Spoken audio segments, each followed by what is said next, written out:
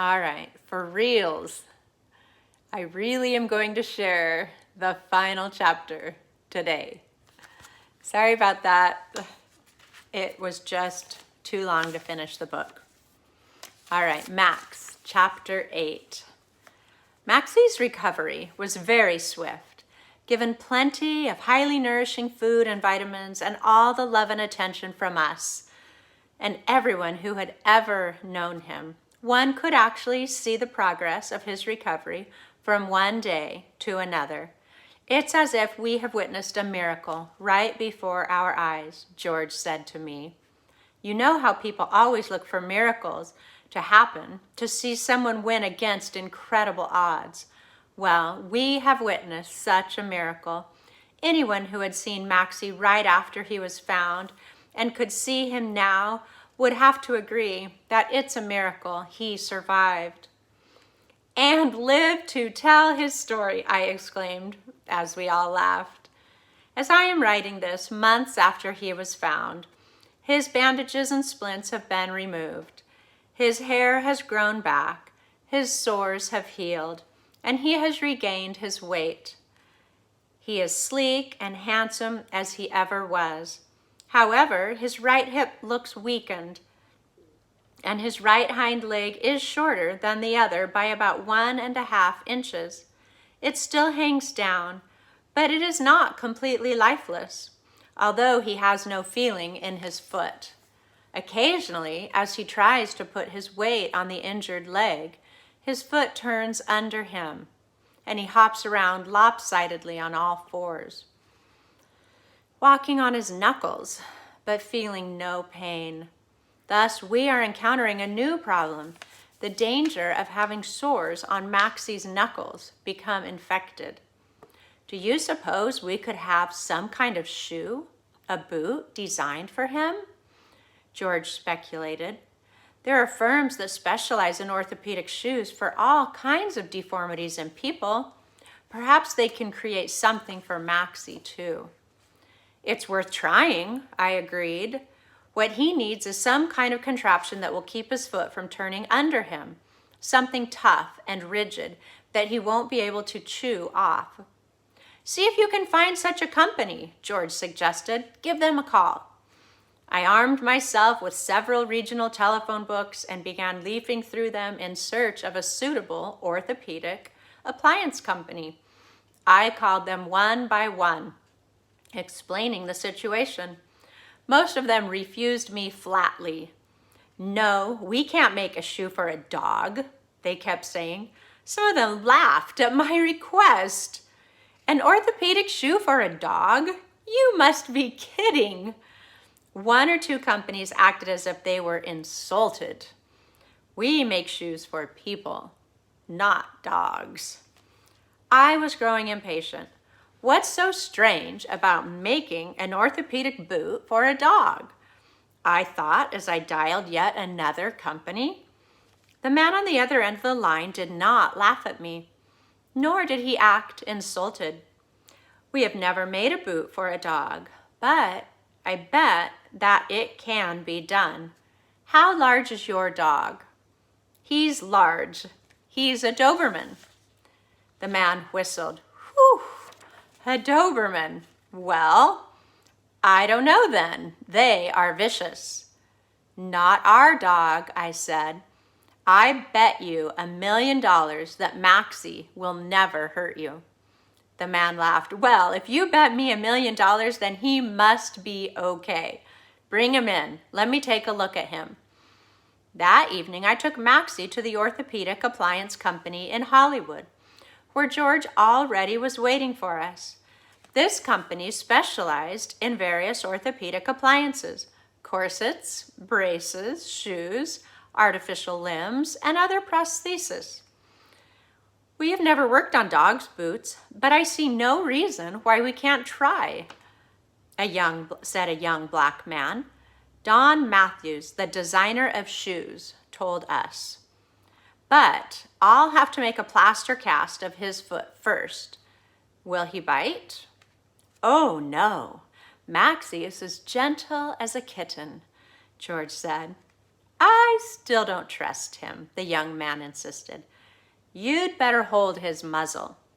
We knelt on the floor next to the dog, and George put his hand over Maxie's long nose, as if understanding that once again someone was going to examine his injured leg. Maxie stretched it out willingly toward the young man. We all laughed. You see, I told you he was gentle. The young technician stretched a cotton sock over Maxie's foot, then wrapped it with a special bandage covered with a quick-drying plaster of Paris. In a few minutes, Maxie's foot was in a thick, hard cast. He looked at it with alarm, but seeing us kneeling next to him, he relaxed. He knew that as long as we were there with him, no more harm would come his way. The technician began to remove the cast with a sharp knife, Max watching him with interest. The young man's dark, handsome face was covered with drops of sweat as he worked over the cast, hurrying to remove it before it would begin to press on Maxie's still not quite healed sores. That's a good boy, Don kept saying reassuringly to Maxie, finally venturing to pat him on the head. Max nuzzled him gratefully. I told you that he wouldn't hurt you, my husband smiled. Yeah, he sure is nice. I've never seen such a gentle Doberman, the young technician agreed. But I bet he can be vicious if he has a mind to be. Only if we order him to, I said. He is very well trained. Okay, the young man said, taking the cast off and standing up. Call me in a couple of days and we'll have a fitting. I don't know yet what kind of boot I'll design, but I'll think of something. Thank you. See you soon. We left, leading Maxie on leash. Don stood in the doorway watching Max walk. Undoubtedly, he already was figuring out he was going to proceed with the boot, noticing the need for a special lift to equalize the length of Max's hind legs. Meanwhile, our young Mexican guests, Carlos and Francisco, finally had to go home. School was about to start, and their parents were missing them a lot. It had been a long, lonesome summer for them without their boys. We took the children to the airport, and Carlos at once assumed the responsibility for his younger brother. He personally checked in their luggage, selected their seats on the huge aircraft, and informed the uniformed attendant that instead of the advertised champagne, they would appreciate an extra soft drink. We hugged and kissed our departing visitors, being genuinely grateful to them for their help with Maxie. As anyone who ever has had to take care of a very sick animal would know, it was not an easy task. Yet the boys willingly helped us to clean up after the dogs, to feed them both, and to change Maxie's bandages. Saving Maxie's life had become their goal as much as ours. Now they were leaving. We felt sad, but we knew that they were carrying away with them memories that would stay with them forever. Not only were they speaking more fluent English, the main reason for their spending summer with us, but they had had the unforgettable experience of witnessing a brave creature fighting for his life, of observing so many fine people combining their various knowledge and skills to save the life of one of God's creatures, and of being a part of this combined effort. The boys left, promising to keep in touch, making us swear we would write to them at least once a week about Maxie's progress and keep sending his pictures. Especially wearing his new shoe, shouted Francisco as he disappeared inside the gleaming airliner. We returned to the car where the dogs were waiting for us behind their grill. It's going to be lonely without the kids, George said, as if reading my mind. Yes, I grew accustomed to their faces, to paraphrase the song. I agreed. Perhaps we can invite them again next summer. Perhaps. I wanted to show you the picture of the boot that they designed.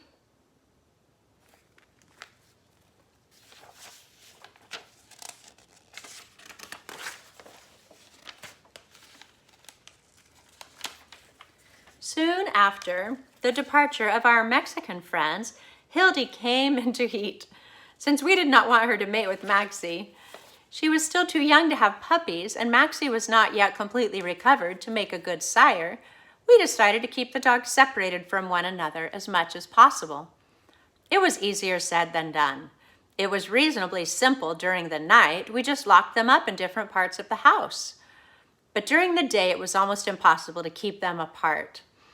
Hildy was still manageable, but Maxie? Obviously, he had forgotten about his infirmities, remembering only the pleasures of courtship. Hildy and Max carried on like two spoiled children, whimpering, crying to be together, scratching at the doors, and chewing on the door frames like puppies. If allowed to continue in that crazy way, they would have torn our house apart. Obviously, something had to be done. George decided to take Maxie to the office with him during the day. He had a suite of rooms there, including a tiny kitchenette where Max could stay while George was with his patients. The first day was a success. Maxie behaved like the well-bred dog that he was, making no noise, no mess, going for a walk with George during his lunch hour, then for another walk with George's secretary. Encouraged, George took Max to the office the next day. And this is how our Max became the canine psychiatric aide to my husband. At first, one patient, then another, then several more began to express their interest in Max. They all noticed his disfigured hip and shortened leg, and the dog's injury apparently struck some sympathetic chord in their minds and unlocked some doors that they previously had kept locked to guard against all intruders, including their physicians. Watching Maxie hobble around, his proud, long, narrow head held high and proud as ever, the patients began to talk about him. Eventually, they began to talk about themselves and about their own deep-seated feelings of physical injury, something they had previously been resistant to doing. To be sure, not all of the patients reacted to Maxie's presence with beneficial results. Some were afraid of him, and many were indifferent. But those who liked him and learned about his ordeal began to open up more rapidly than before. When at last Maxie appeared at the office wearing his new orthopedic shoe with an inch-high lift, the patients cheered. Many began to identify with Max, feeling that his strong will to survive and to recover his health inspired their own struggle against their illness. If a mere dog could survive and win against such odds, surely they, thinking, intelligent men and women, could do it too. Perhaps some of them had new insight toward my husband. These patients saw my husband for the first time not only as their psychiatrist, but as a kind, compassionate man. They observed the relationship between George and Maxie, and they felt the currents of love passing between man and his dog. The patients felt that they could trust this man who was so kind to a mere dog. They instinctively began to seek the touch of his hand, to watch for a smile on his face, to show them he was pleased with them. They began to trust him. They began to open up, expecting him to heal them, to make them feel better. You ought to write about Maxie's good effects on your patients for one of your medical journals, I suggested jokingly to George. Perhaps you have a psychiatric breakthrough on your hands and don't know it. George smiled and patted Maxie's head. I agree. Someone should write about Maxie's trials and triumphs. I think you should do it. You're the published author in our family. Maxie looked up at me and gave me his paw without being asked to. See, he approves the idea, George laughed. Maxie barked happily as I shook his paw. Okay, Maxie, you deserve a book written about you. I'll be your biographer. Max listened, cocking his head a little as was his habit when he did not quite understand what he was to do. Not recognizing any familiar words, he climbed up on the sofa and sighed deeply, ready for a nap. He couldn't care less whether anyone was going to write his biography.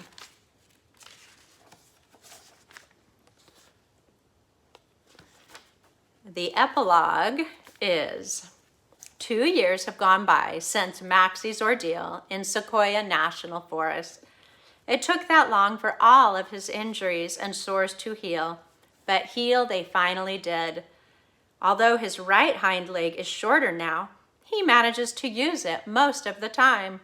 Only when he is very tired does he allow it to hang helplessly while hobbling around on 3 legs. Maxie seldom needs his orthopedic shoe. However, when we take him for a run in a rough terrain, we do put his boot on to protect his foot. He still has a metal plate in his hip, but it does not bother him. He chases around the house with Hildy even though he is rather clumsy, and Hildy takes advantage of him. She often knocks him off his feet, and I have the feeling that Maxie is embarrassed by his inability to stand up to her. She has become the boss, but of course, I keep attributing human emotions to the dog. Max knows how to deal with her. When he has had enough of her aggressiveness, he picks himself up and climbs on his favorite sofa. Hildy knows, then the game is over. She climbs on the sofa too, and with contented sighs, they both go to sleep. They cuddle up cozily with the head of one resting on the back of another, as they used to do when they were puppies. We never bred them. I am sorry that we will never have puppies from Maxie and Hildy, but we were advised by the veterinarian to have Hildy spayed early during Maxie's recuperation.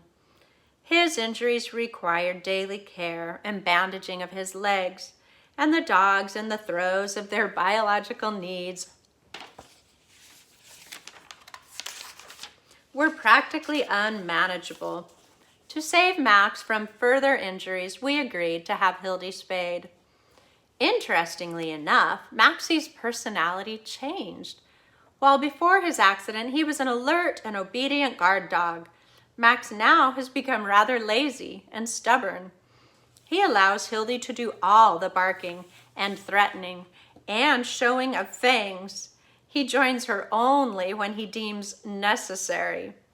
While Hildy distrusts and dislikes strangers, Max now loves everyone. Apparently, his experience during long months of recovery, when so many strangers handled his injured body so tenderly, made him trustful of all people.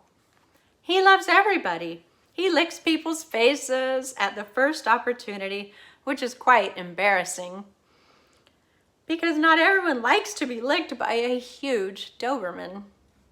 But Max is a charmer. He smiles at people, gives them his paw, and only a rare person can resist him. Besides, most of our friends know about his misfortune and are sympathetic. Max couldn't ask for anything better. He usually makes rounds from one person to another, sticking his head under people's hands, urging them to stroke him.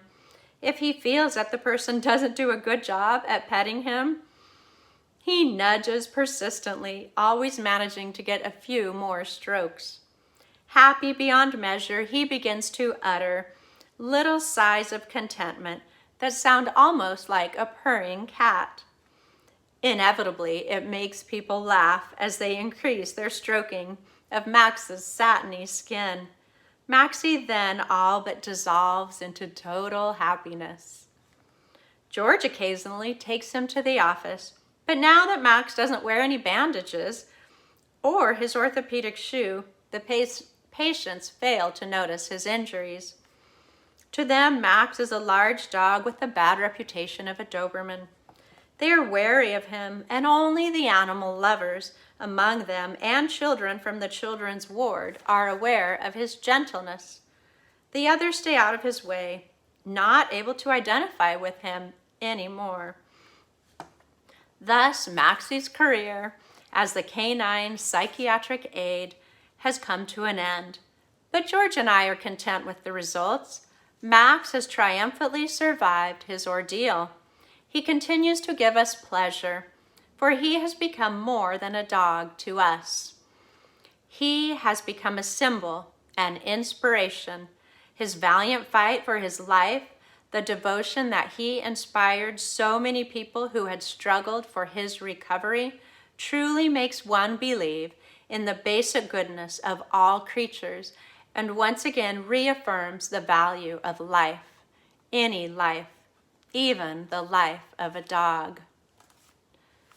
Sad to say, that's the end of the true story. Oh, Max, the dog that refused to die. Thankful I found this book. I'm thankful I got to share it with you. Just a reminder, get outside, enjoy the beautiful outdoors, take your dog for a walk, go for a walk with mom and dad. Enjoy the outdoors. Remember, it's cool to be kind. Hard work makes you feel good. And ask, what can I do to help? Ciao. Make it a great day.